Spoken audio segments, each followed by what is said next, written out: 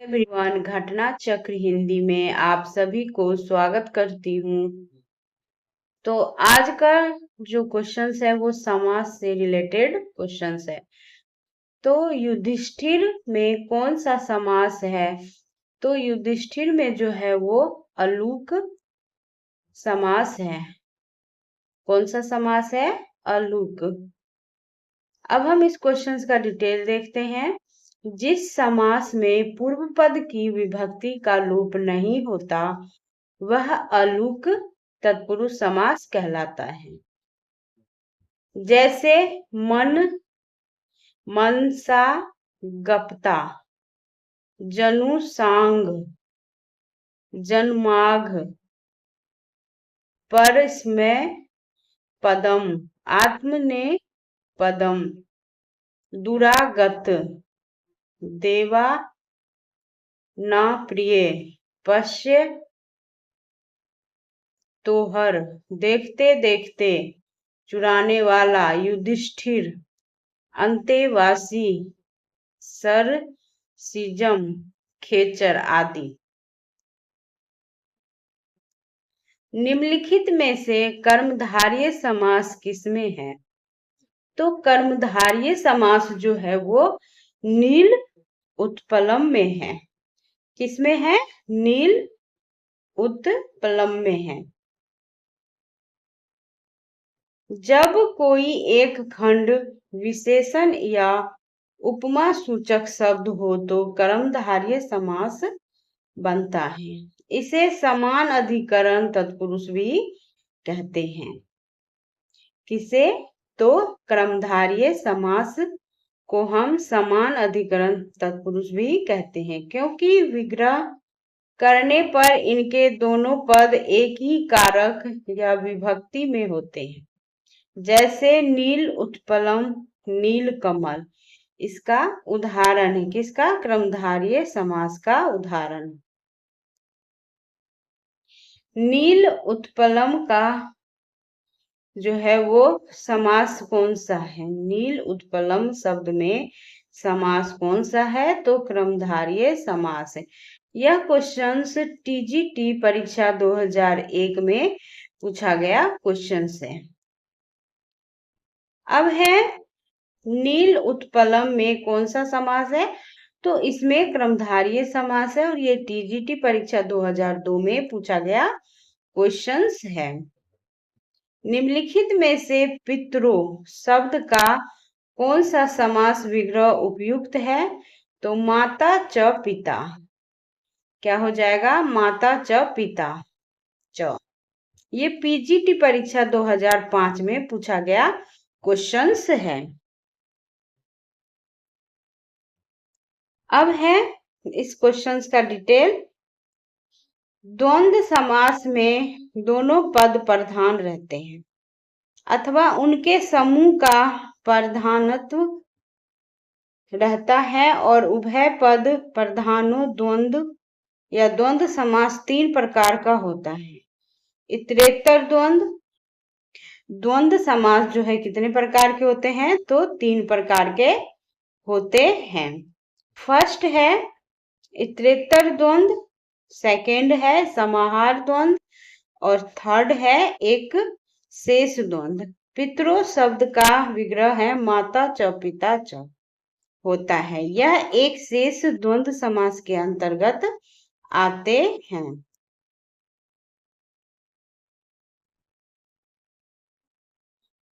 अन्य महत्वपूर्ण तथ्य, जहां दो या दो से अधिक पदों का योग होता है वहां दो पदों के लिए द्विवचन और अधिक पदों के लिए बहुवचन का प्रयोग होता है। लिंग अंतिम पद के समान प्रयोग किया जाता है वहां इतरेतर द्वंद्व समास होता है। जैसे भीष्म च, भीम सच, अर्जुन सच, भीमा अर्जुनो, पिता च पुत्रश्च,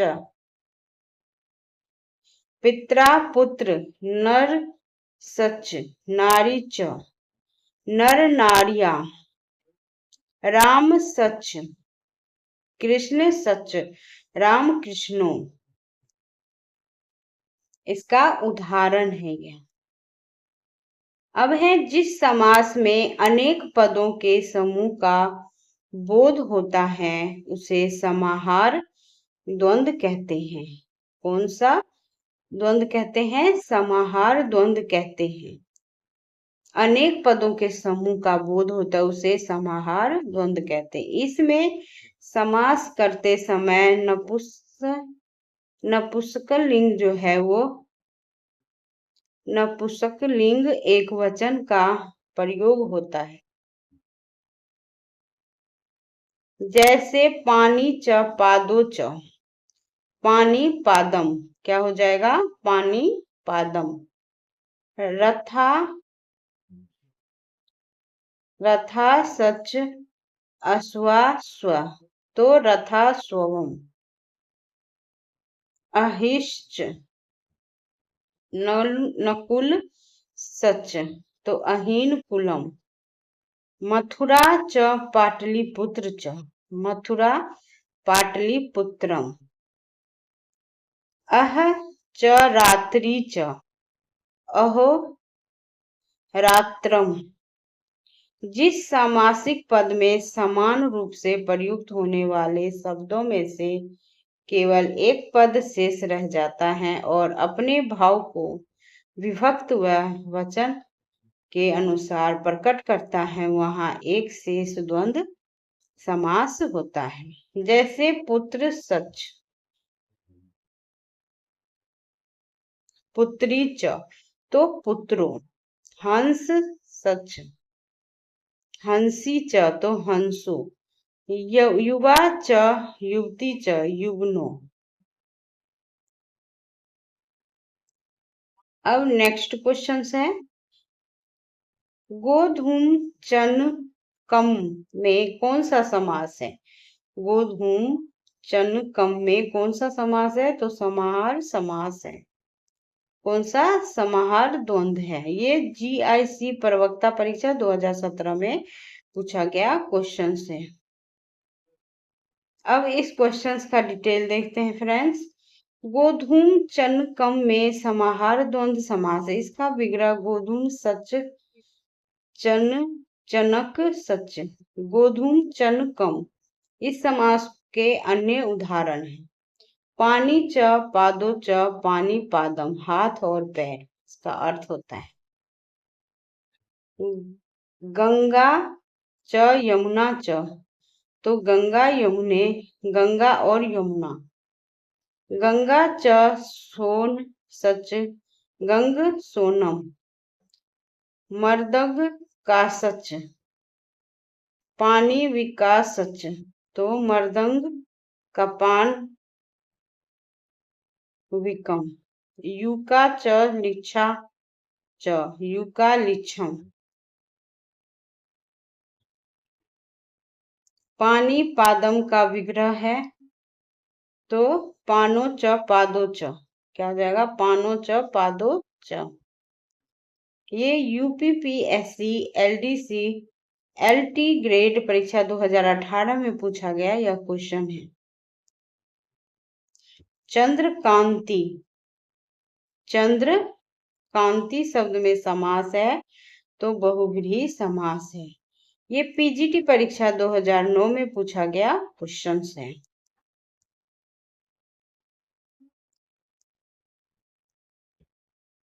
जब समास में आए हुए दो या दो से अधिक शब्द मिलकर किसी अन्य शब्द के विशेषण स्वरूप रहते हैं तो उसे बहुव्रीहि समास कहते हैं।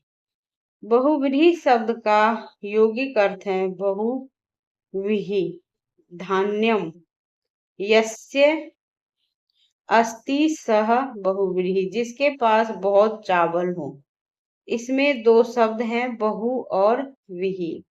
प्रथम शब्द दूसरे शब्द का विशेषण है और दोनों मिलकर किसी तीसरे के विशेषण है, इसलिए इस समास का नाम बहुव्रीहि पड़ा। बहुव्रीहि समास दो प्रकार के होते हैं। बहुव्रीहि समास कितने प्रकार के होते हैं? तो दो प्रकार के। समान अधिकरण और सेकंड है वैधीकरण। समान अधिकरण बहुव्रीहि वह है जिसके दोनों या सभी शब्दों का एक ही अधिकरण या विभक्ति हो, अर्थात वे प्रथम अंत हो, जैसे पीताम्बर। तो इसका हो जाएगा पीतम अंबर यस्य स, जिसका कपड़ा पीला हो, अर्थात श्री कृष्ण। वैधीकरण बहुव्रीहि वह है जिसमें दोनों शब्द प्रथम अंत न हो, केवल एक ही शब्द प्रथम अंत हो, जैसे दूसरा षष्ठी या सप्तमी में हो, जैसे चंद्रकांति। चंद्रस्य क्रांति इव क्रांति, यस्य स चंद्रशेखर, चंद्रशेखरे यस्य स शिव, चक्रपाणि चक्रम पानो यस्य स विष्णु। अब है नेक्स्ट क्वेश्चन। चक्रपाणि में समास है, कौन सा समास है? तो बहुव्रीहि समास है। यह GIC प्रवक्ता परीक्षा 2012 में पूछा गया यह क्वेश्चन है। अब नेक्स्ट है, इन युग्मों में से कौन सा सही नहीं है? तो राम लक्ष्मणों जो है वो अव्ययभाव समास नहीं है। यह जो क्वेश्चन ये ऑप्शन जो है वो गलत है, सी ऑप्शन गलत है। इसमें इस क्वेश्चन में गलत ही पूछा है, इसलिए इसका आंसर हो जाएगा सी। TGT परीक्षा 2009 में पूछा गया यह क्वेश्चन है। अब हम विभक्ति से रिलेटेड क्वेश्चंस देखेंगे फ्रेंड्स। विद्यालयम निक्सा, नदी अस्ति में कौन सी विभक्ति है? तो इसमें द्वितीया विभक्ति है। अब हम इस क्वेश्चंस का डिटेल देखते हैं। अभीत, परीत, समय, निक, कसा, हा, प्रतियोगियो, अपि। अर्थात अभित चारों ओर या सब ओर, परित मतलब सब ओर, समाया मतलब समीप, निक्सा मतलब समीप, हाँ प्रति ओर या तरफ होता है इसका। शब्द जिस शब्द के संबंध में प्रयुक्त हो उसमें द्वितीया विभक्ति होती है। प्रस्तुत वाक्य में निक्सा का प्रयोग हुआ है, अतः यह द्वितीया विभक्ति है।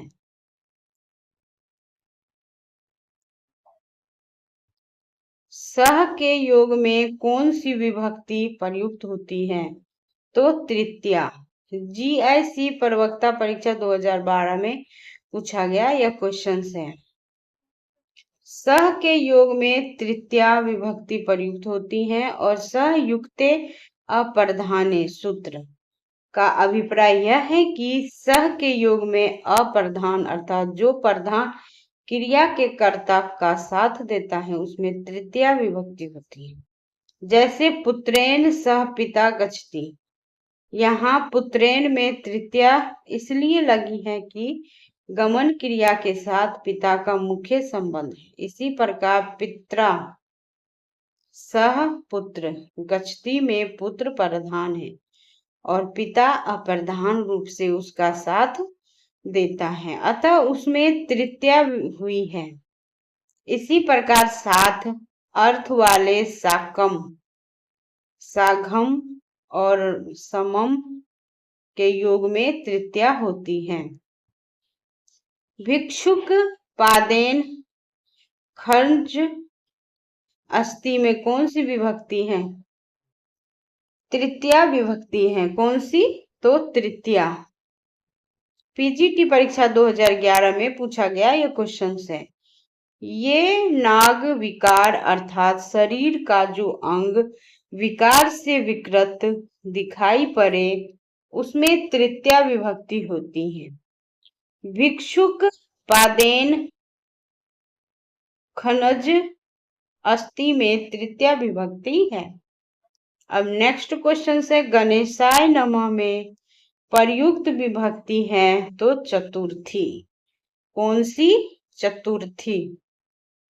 नमः स्व अस्ति, स्वाहा, स्वधा, अलम, वश, डयोगा अच्छ, अर्थात नमः, स्वस्ति, स्वाहा, स्वधा, अलम तथा वसट योग शब्दों के योग में चतुर्थी विभक्ति होती है।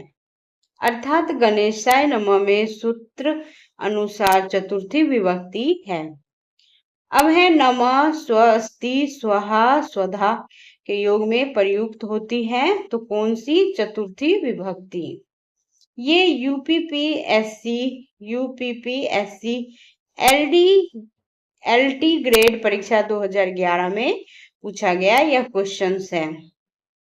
नमः, स्वस्ति, स्वाहा, स्वधा के योग में कौन सी विभक्ति है? तो चतुर्थी विभक्ति है। ये पीजीटी परीक्षा 2009 में पूछा गया क्वेश्चन है। अब नेक्स्ट क्वेश्चन देखते हैं फ्रेंड्स। नमः शिवाय शब्द में कौन सी विभक्ति है? तो चतुर्थी विभक्ति है। ये पीजीटी परीक्षा 2011 में पूछा गया क्वेश्चन है। सर्वस्य, सर्वयो, सर्वेषाम किस विभक्ति के एक वचन, द्विवचन और बहुवचन के रूप में है? तो षष्ठी। ये जीआईसी प्रवक्ता परीक्षा 2012 में पूछा गया क्वेश्चन है। सर्वस्य, सर्वयो एवं सर्वसाम, सर्वे पुल्लिंग शब्द के षष्ठी विभक्ति के एक वचन, द्विवचन, बहुवचन का रूप है।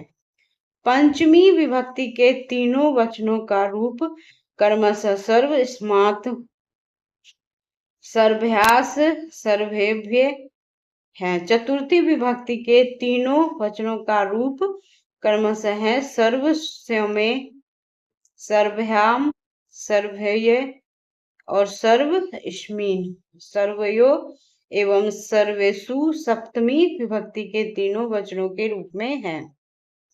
जगती, जगत शब्द के किस विभक्ति का रूप है? तो सप्तमी।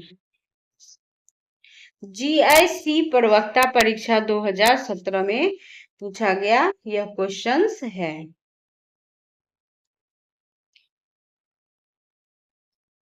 अब इस क्वेश्चन का डिटेल देखते हैं। जगती, जगत शब्द के सप्तमी विभक्ति एक वचन का रूप है। जगत शब्द का षष्ठी और सप्तमी विभक्ति द्विवचन में जगतो और सप्तमी विभक्ति बहुवचन में जगतुषु रूप होता है। जगत शब्द का पंचमी और षष्ठी विभक्ति एक वचन में जगत, षष्ठी विभक्ति एक वचन में जगताम रूप होता है। जगत का चतुर्थी विभक्ति एक वचन में जगते रूप होता है।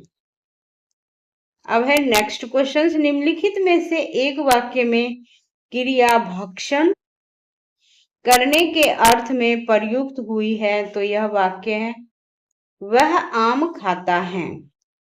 ये पीजीटी परीक्षा 2004 में पूछा गया क्वेश्चन है। अब नेक्स्ट क्वेश्चन है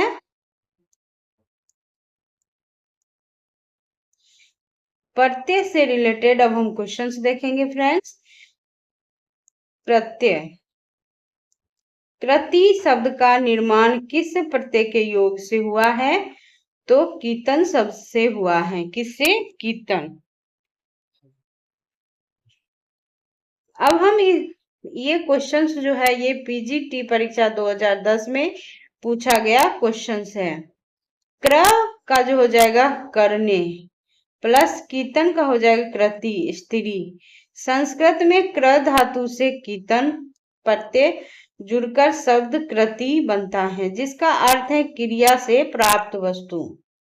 विभक्ति सूचक प्रत्यय को कहते हैं तो सुप कहते हैं। क्या कहते हैं? सुप।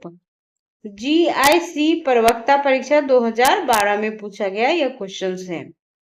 अब हम इस क्वेश्चन का डिटेल देखते हैं। विभक्ति सूचक प्रत्यय को सुप कहते हैं और विभक्ति सच, सुपित, पतिड, विभक्ति संज्ञो, स्त।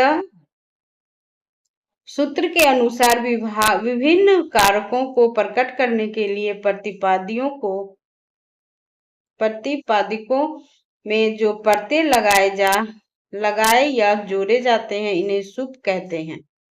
इस प्रकार विभिन्न काल की क्रियाओं का अर्थ प्रकट करने के लिए धातुओं में जो प्रत्यय जोड़े जाते हैं उन्हें तिड कहते हैं और इन्हें सुप और तिड को विभक्ति कहते हैं। तुमुन जो है प्रत्यय का प्रयोग निम्नलिखित में से किस अर्थ में होता है? तुमुन का, तो इसका आंसर हो जाएगा के लिए। ये पीजीटी परीक्षा 2005 में पूछा गया क्वेश्चन है। अब हम इस क्वेश्चन का डिटेल देखते हैं। तुमुन जो है प्रत्येक को के लिए अर्थ में होता है, जैसे पठ प्लस तुमीन, पठी तुम मतलब पढ़ने के लिए। अन्य महत्वपूर्ण तथ्य जो है काल, समय, वेलासु, तुमुन। इस सूत्र के अनुसार काल, समय और बेला इन शब्दों के उपपद रहते धातु से तुमुन प्रत्यय होता है। तुमुन में मकारोत्तरवर्ती उकार और नकार की इति संज्ञा होने से केवल तुम ही शेष बचता है और तुमुन प्रत्यांत अवयव होता है, अतः रूप नहीं चलते। अब है नेक्स्ट क्वेश्चंस। तव्यत और अन्यर प्रत्यय का प्रयोग होता है। तव्यत और अन्यर प्रत्यय का प्रयोग होता है तो चाहिए के अंत में। ये क्वेश्चंस जो है वो पीजीटी परीक्षा 2004 में पूछा गया क्वेश्चंस है। वीडियो देखने के लिए friends thank you so much. अगर वीडियो पसंद आए तो लाइक और सब्सक्राइब और वीडियो को अधिक से अधिक शेयर करना ना भूलें। वीडियो देखने के लिए थैंक यू सो मच।